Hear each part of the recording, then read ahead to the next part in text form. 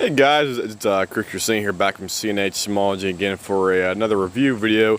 This one's a lawnmower video because I haven't done it in probably about a month and a half over here.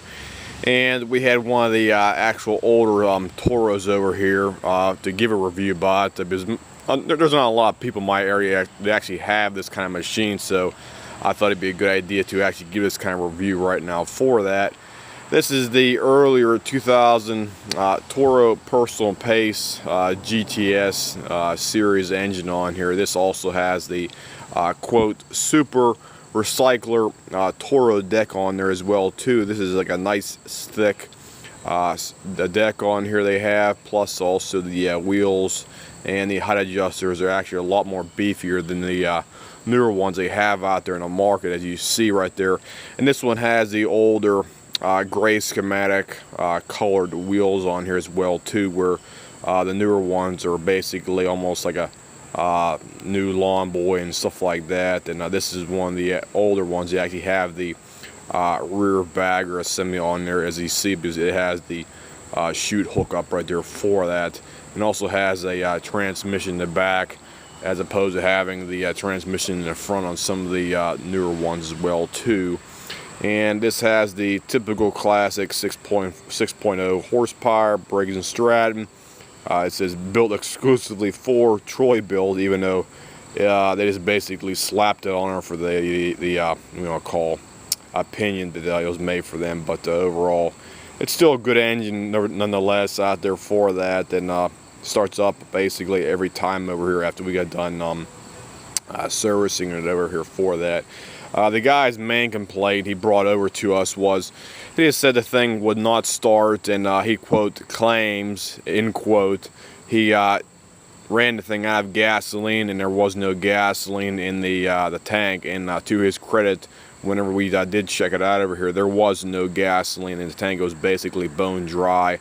However, when we put gasoline into the gas tank and started up, the machine kept on dying out for us over here, and we did find out after taking the carburetor off the fuel system on here, the carburetor is completely dark brown, almost black inside it, because it does retain gasoline in the carburetor, even though there's no gasoline in the gas tank as well for that, because the carburetors have a bowl that's basically almost like a dished up oval shape inside on there, and it retains gasoline on the outer portions on there, and basically it gets all varnished up, and that varnish builds up into almost like a jelly like sludge down inside there. Even though this guy claims it was basically bone dry for 8 years, and he had basically 8 years of gasoline just basically sitting in there for that time period. So anytime somebody tells you that they've run out of gasoline and there's no gasoline in the machine, it's almost like a semi-lie, because the only way to get all the gasoline out of there is to physically take the fuel system off, clean it out, and put it back together bone dry. That's the only guaranteed way of winterizing, or call putting a machine away for long-term storage, because you can never get all the gasoline out of it. Even though if you do run out of gasoline, you'll still have gasoline sitting possibly in the fuel line and the bottom of the carb bowl as well too. And this thing needed a complete R&R for the carburetor, new fuel bowl.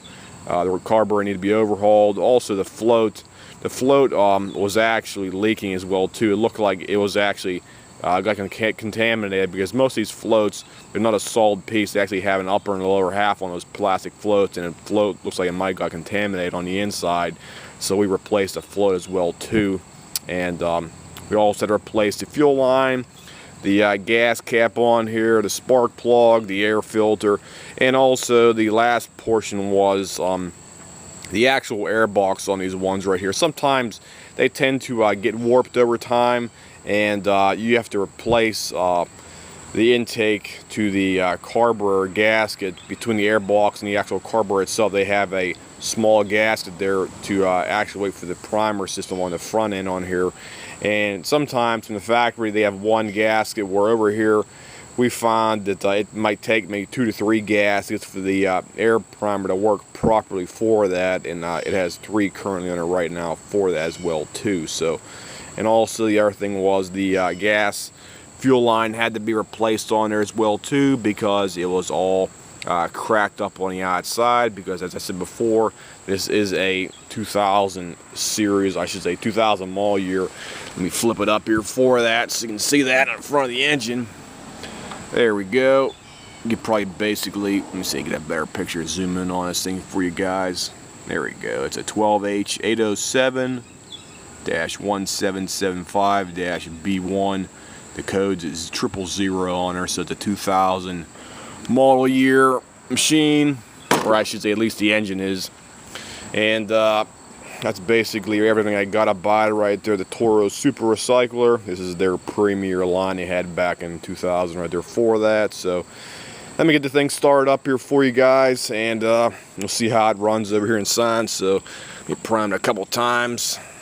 Oh, I should mention the electric starter on this thing does not work because the guy took the actual battery out of there, so he probably had problems with it out there. So it does not work, and I personally do not ever recommend getting a electric starting machine simply because of the fact that they're heavier, they're bulky, they cost more to repair, and if you ever have to replace the fuel line on them, you have to buy the exclusive fuel line for the one that has the electrical starter on it, rather than simply buying Briggs fuel line and sticking it on it, because they have to have a special formed bent piece to go around the outside bulge of the electric starter to actually go around it and back up to the carburetor. So be aware of that fact on there as well too, guys. So let me fire it up here for you while I hold this thing with my third hand if I can here. So be patient with me here while I do that right now. So there we go,